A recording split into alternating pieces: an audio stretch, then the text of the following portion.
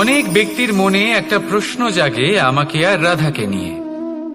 বলেন যে না আমি আর রাধা একসাথে থাকি, না আমাদের বিয়ে হয়েছে। আমি এখানে দ্বারকাতে, ও ওখানে বর্ষণাতে, তাও এত ভালোবাসা কি করে? এ কেমন সম্পর্ক?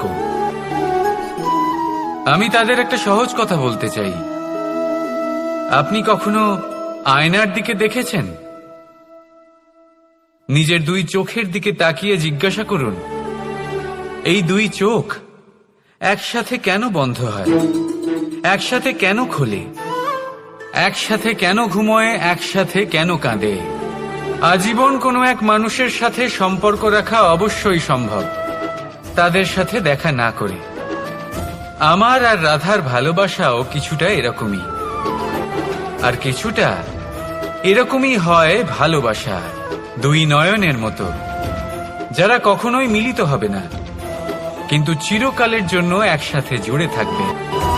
এই অনুভূতি নিঃস্বার্থ হয়, আর এই নিঃস্বার্থ ভালোবাসা আপনাকে আনন্দের পথে অগ্রসর করে।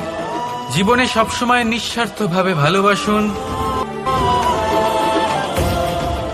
শুধুমাত্র আনন্দই পাবেন।